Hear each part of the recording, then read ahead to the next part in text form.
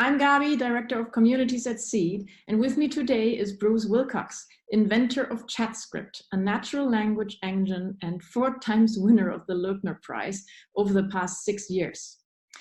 That means that Bruce's chatbot fooled at least one human Euro to believe that it's the most human-like bot in the contest. Hi, Bruce. Thank you so much for joining me today. Glad to be here. Thank you. Your company, Brilliant Understanding, develops conversational chatbots with a personality. You have said that creating illusion is your job. So the illusion of chatbots to appear more human-like. With ChatScript, you can develop rule-based script chatbots, right? So we program them to detect rules or patterns in the human language, in the natural human language. Now, all the buzz in AI and natural language understanding seems to be machine learning. Would you say ChatScript is better at understanding or at NLP than machine learning?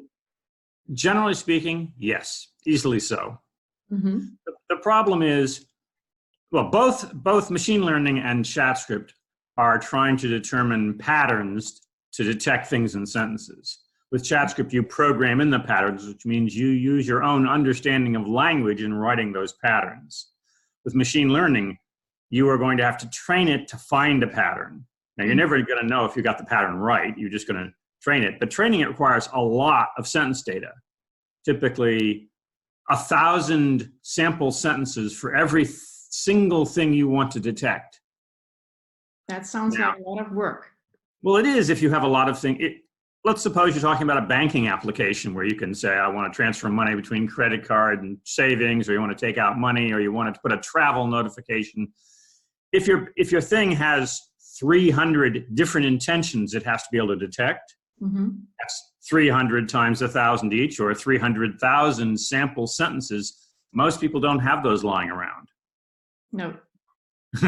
It gets worse than that, but that's just simply the minimum you need to get plausible behavior. ChatScript works on fundamental meaning. So what you do instead is describe in English the minimal set of words necessary to convey your meaning, which is typically a command verb and an object.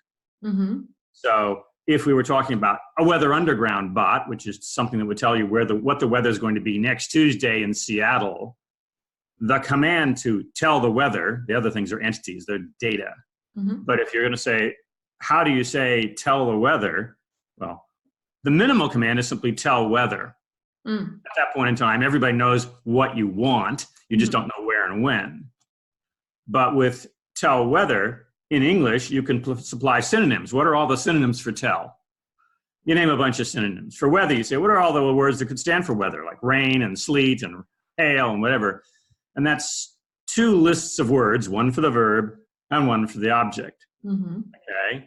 And if you're going to generate machine learning sentences, you have to multiply those together. You have to give a sample sentence with everything, every one of those combinations in it. Yes. As opposed to just saying, here's a list of one and here's a list of the other, and that's it. Yeah. So it's a lot easier to specify with less data the inputs to ChatScript. Now, the problem for machine learning is several-fold. Machine learning has no clue about the English language, for example. If you train it with a sentence with the word 1 in it, the number, the word 2 in it is a different sentence. It's a different word. It has no relationship to the previous word. So you can imagine that you're going to have a lot of training data where you can give the verb in present tense, you can give the verb in past tense, you can give the verb in a different tense. If ChatScript knows words, they know their conjugations. A dog is a dog's if you want them to be. If you tell it, I want you to just detect dog in any form. Yeah. But machine learning, it requires you actually give samples of each because they're different words. They're not words at all. They're just tokens. Yeah, I just had that when I programmed an agent, a dental practice assistant, a receptionist. Yeah. And I did it with Dialogflow, not with ChatScript. Yes. And a very, very simple thing. It's German, so it knew how to say hello, but I forgot to train it in recognizing hi, like the English hi, right? Sure. And so very stupidly, it didn't know how to respond to hi, but only to German greetings. So I totally get what you mean. It needs a lot of training data if you're using just machine learning. And machine learning is only a component piece that is pre-supplied by Facebook or Google or whatever you're using. Mm-hmm. It hasn't got a spell checker built in. So if some system is giving you the wrong spelling, that's just a new word again.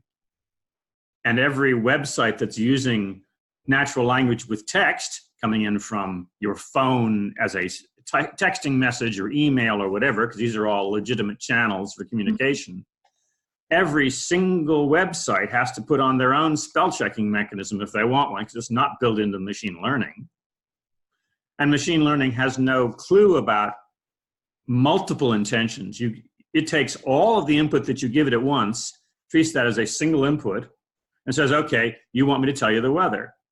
Mm-hmm. But in English, I can say, tell me the weather in Seattle and then book me a plane flight there. Yeah. That's two different requests and passing information around. And machine learning can't do that. It can only do one intent at a time. Mm. Yeah. And it doesn't have the ability to pass information to, the other problem with machine learning is in all these sites, you have to name what bot you want to talk to. Here at home, you'd first start by saying, Alexa. Okay, now we know that Alexa's awake. And then you say, ask Tidewater to do X, or ask Y. You have to know the name of the bot that you're trying to. Yeah, how crazy is that? But that's not necessary. If your bot knows the meanings of things, then you can say, book me a plane flight, and it can figure out what bots are available that can do travel reservations. Yes. And what bots are available for the weather. And so it can then do the conjunction of those two and do this and then do that, or whatever. That's all English, and that can be processed by ChatScript straightforwardly. Well, I guess this is one of the reasons, all the advantages you just told me about ChatScript, that ChatScript is actually the very first bot engine that we support on the Seed greenhouse on our marketplace and platform to create bots. That Seed is using blockchain to authenticate chatbots, right? So users know who created a bot. ChatScript is open source and can be run on premise, even without an internet connection, as I understand. Sure, you can run it on an Apple Watch. Yeah. Okay, great. Unlike machine learning, which requires gigabytes of data, ChatScript is down in megabytes, not gigabytes. Another advantage. So you can keep your conversations private, right? Sure. Do you think there is a demand for an open source platform for more than one conversational AI engine and components like Seed? And if so, why? So there is certainly a need for a platform to be able to splice together components. You want to be able to easily, as a developer, create something. You don't start recreating all the code of some language from scratch. You use libraries that already exist, whatever that library is for. I use in ChatScript an open source library for communicating across the internet. It's just a library. I would not want to recreate all that code. And likewise, and let's just take the chatbot Rose that is mine. That chatbot, while it can converse on any number of subjects, also has specialty abilities. You can ask it to do mathematics. You can ask it different kinds of special abilities, like tell me my horoscope for the day or whatever. You can? Yeah, you can. You can ask it to do the I Ching. There's a bunch of different unusual topics in it. Okay. But the point is, somebody who wants to build a bot doesn't want to have to write every single one of those. They have something they want to do. But they might like it to be able to do math abilities, because everybody tests the chatbot and say, what's 2 + 2? Or what's 29.7 times 76 times whatever, right? Yeah. Something you test a chatbot with. So being able to incorporate that little library of, here's how to do this conversation. You just buy that thing and throw it in there along with anything else. Maybe You want to write your own topic on alien invasions, but you don't want to write a topic on baseball. Yeah. So you buy and mix together components. You want avatars. Well, who's going to program their own avatars? Who's going to do all their own graphics? You're going to say, I need a female avatar. I need a male avatar. I need this kind of a voice. I need a Scottish voice, whatever, right? Mm-hmm. This is all plugged together Mr. Potato Head kinds of components. Yeah. That's fine for all of them together, right? Yeah. You mix them together and you get a bot, and you get it much more quickly than if you had to do it yourself. Yeah. And much more sophisticated too. Absolutely. But that's at the component level. You also asked, is there a need for a platform that supports more than one engine that handles NLP? Mm-hmm. And the answer is, well, if you're saying open source engine, I don't know. Right now, there aren't other good choices for this. Is there a need for it? Not at the moment, because ChatScript is production-ready, competent thing that's used by lots of people. There's no reason not to support multiple things. This is why we also want not only to include open source bot engines, but also we want to, appreciate the work that people have done on the bot engines that have been available next to ChatScript, like Google Dialogflow, like the big ones, the commercial ones. Yes. Of course, we probably want them first not to lose their work. If they have built an agent on another bot engine, then they can use it on the Seed platform too. So what is your vision for ChatScript and the next steps for ChatScript? So in large measure, the ChatScript engine can always be improved in various ways, which is not the same thing as adding major new functionality. ChatScript comes with built-in English language parsing, etc., which can be improved. Mm-hmm. That's just a technical thing. Or it comes right now with normally using 32-bit pointers, which means if you want to represent ConceptNet and all the facts that are available, huge amounts of data, I'm going to have to change to 64-bit pointers so you can swallow more memory into ChatScript. Okay. That's a small technical improvement. Most of the improvements that I would go, however, aren't in the engine. They're just simply writing scripts to do things. Mm-hmm. I have designs on scripts that do very good pronoun resolution, which is not something that is done well in computer science at the moment. For pronoun resolution are all independent of knowing anything about the world. But if you imagine, for example, a simple story sentence, the sentences that goes like this: my father hit our son. He drove him to the hospital where he subsequently died. Mm-hmm. Now, you can resolve all those pronouns, but it requires real-world knowledge to know who died, who hit, who drove, because we're all using the same pronoun in the same moment. But I believe I do know how to do that. It will require real-world knowledge, but that doesn't mean it can't be handled readily. Another area of endeavor is simply to look at,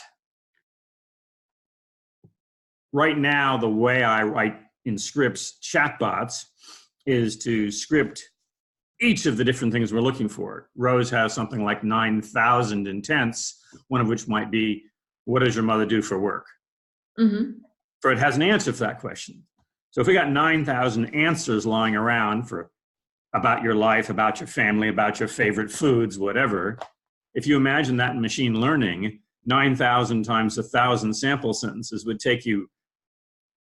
wouldn't be doable in ready terms at the moment. We don't have the data, and no one's created a machine learning chatbot that's any good. No.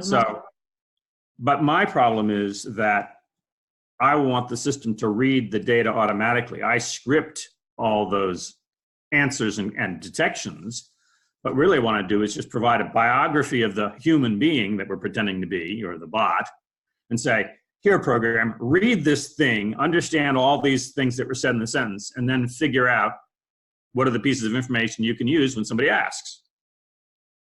That would be cool. Yeah, well, I have a sample bot that can read Wikipedia articles. Mm-hmm. and can store away cross-referencing the data in an article, so that in one of my experiments, I tried reading an article about Beethoven, and then I asked it, when did he expire?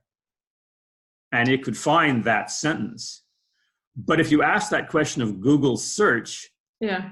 it doesn't find it because it doesn't correlate death and expire. They're dealing with copyright expiration. Yeah. So you get entirely the wrong world. Okay.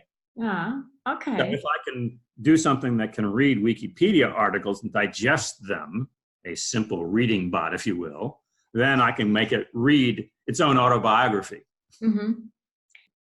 So Yeah, those are directions of the future at the moment. That's what we live for the future, and we want to make it better, right? Yes.